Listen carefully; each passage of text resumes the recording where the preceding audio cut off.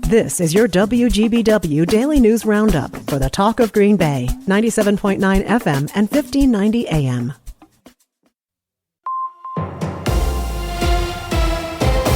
Civic Media News. I'm Terry Bell. Here's what Wisconsin needs to know. Senator Tammy Baldwin leads the first Marquette University Law School poll since Republican Eric Hovde entered the race. The Democratic incumbent leads among registered voters 52% to 47%, while the race is tied among likely voters. Baldwin's favorability is 47%, Hovde's favorability is just 19%. President Biden and Donald Trump are in a tight race for Wisconsin's key electoral votes. 51% of likely Wisconsin voters tell the Marquette University Law School poll they plan to vote for Trump in November, and 49% for Biden. That's well within the poll's margin of error. The race changes very little with third-party candidates.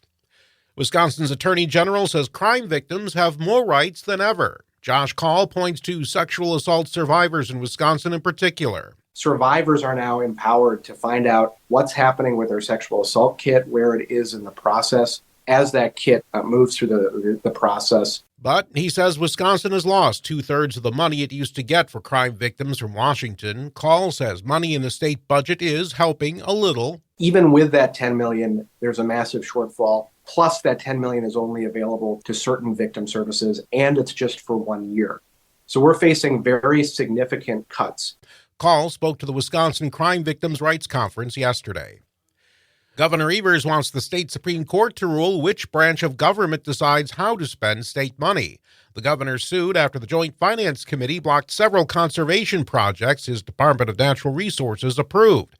If Evers wins, it could upend Wisconsin's separation of powers. Justices heard arguments yesterday. Wisconsin is working with the U.S. Department of Transportation to help review consumer complaints against airlines. The federal DOT is giving technical help and training. Most complaints are about refunds, flight disruptions, and lost or delayed baggage. I'm Terry Bell, Civic Media News. Now here's what you need to know closer to home. For WGBW News, I'm Lisa Hale. Audits of the University of Wisconsin schools show the financial hardship facing individual schools. UW Green Bay Chancellor Michael Alexander said some changes might be in store for the Phoenix. I think you have to adapt, and we are willing to adapt, and we're willing to adapt fast. And I think that's one of the things that is really important for us to stay in a good position. Alexander said there is a tremendous risk in the world of higher education right now. We're embracing that. We view that as opportunity for those who are willing to change and willing to think about education a little differently, and mainly through the eyes of students and potential students. The UW system requested third-party audits to eliminate structural deficits at the schools by 2028. The Green Bay Police Department is warning the Latino community of an immigration scam that has cost nearly a dozen people tens of thousands of dollars. Victims are asked to make a significant cash payment or wire transfer to obtain U.S. citizenship for themselves or others. The scammers say they have relationships with someone who works in immigration services and can speed up the process. Police are asking any residents who may have been in contact with someone claiming to help with immigration to reach out to their local law enforcement. Ahmad Rivera-Wagner, the chief of staff for Green Bay's mayor, announces that he will run for the Wisconsin 90th Assembly District. Rivera-Wagner, a Democrat, says he wants to steer discussions away from chaos and conspiracy theories in the state house and focus instead on building a brighter future for families and small businesses. Christina Shelton, a Democrat from Green Bay, is the incumbent representative for the 90th Assembly District. She's decided not to run for re-election. The 90th Assembly District contains most of the city of Green Bay, covering the city's east side to the border with Bellevue, and a small portion of the west side from the downtown area up to the bay.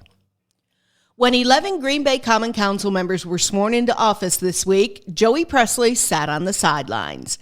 Presley, who won the District 6 seat, was not sworn in because his opponent, incumbent Steve Campbell, did not concede. Campbell has until 5 p.m. Friday to appeal the results of a recount that showed him losing the election by 16 votes.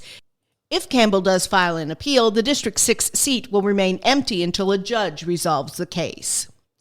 Oshkosh North High graduate and NBA point guard for the Indiana Pacers, Tyrese Halliburton, will represent the USA in the Olympics this summer. Halliburton was named to the Team USA roster Wednesday. The Olympic Games Paris 2024 will be played July 26th through August 11th. If you want to see the Oshkosh native play before the Olympics, check out the first round of the NBA playoffs when Halliburton's Pacers take on our Milwaukee Bucks in a best-of-7 series starting April 21st. Green Bay Packers Give Back awarded a Special Olympics Wisconsin a $250,000 impact grant during a check presentation this past weekend at the Special Olympics Spring Games in Oshkosh. Special Olympics Wisconsin provides year-round sports training and athletic competition in a variety of Olympic-type sports for children and adults with intellectual disabilities. And that's what you need to know. I'm Lisa Hale, WGBW News.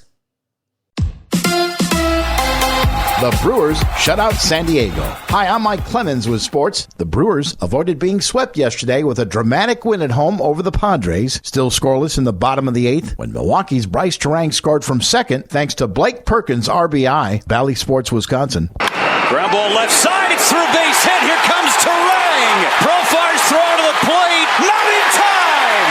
Perkins to second. 1-0 in favor of the Crew. Perkins on getting the win. Well, originally I was just trying to stay a big part of the field, but I kind of had this feeling because he quick pitched, I was going to throw something hard, and I just tried to put the bat on the ball, found a hole. Our pitching staff really did a good job today and kept us in the ball game. They did incredible, and I'm just glad we were able to squeak that one out. Brewers manager Pat Murphy. Defense is the best friend of the pitching staff. It all kind of works together, and then you give your offense a chance to work. So the Brewers head to St. Louis for a weekend series against the Cardinals. NBA, the Bucks are off after holding another practice yesterday, preparing for Sunday night against the Pacers. After going 19-20 to finish the regular season, Doc Rivers was asked about his time so far as the head coach in Milwaukee. Well, it's not been as nice as I thought we would win a lot more. And I'm not trying to play to the city, but I've enjoyed Milwaukee. You know, when you're in college, you're broke, you know, so you don't have a chance to go to restaurants. And now the alumni, and I hate to say this, but I'll say the alumni that are still living,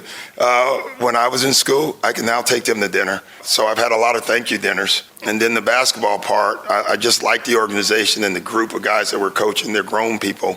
And that's been fantastic. The NBA has banned Toronto's Jonte Porter for his involvement on betting and gambling on basketball. His brother, Michael Porter Jr., plays for the Nuggets. I know what you guys know. I know Jonte loves the game of basketball. He's been really excited to play with the Raptors. I know what type of duty he is. It's part of the game now. I think that it's obviously a dangerous habit. It's a dangerous vice for people. I think it's definitely something that is kind of taking over the sports world. That's the Denver Nuggets' Michael Porter Jr. With sports, I'm Mike Clemens. With your forecast, I'm Corey Hartman. For today, chance of showers, highs in the mid-50s. Tonight, showers, breezy, 37. A few clouds for Friday, breezy again, a high near 51. West winds, about 30 to 35 miles per hour. For Saturday, mostly sunny and breezy with a high near 50. It's 48 at our studios. That's your WGBW Daily News Roundup from Civic Media. Subscribe to this podcast on Spotify, Apple, or wherever you find your podcasts. Find more news at WGBW.FM.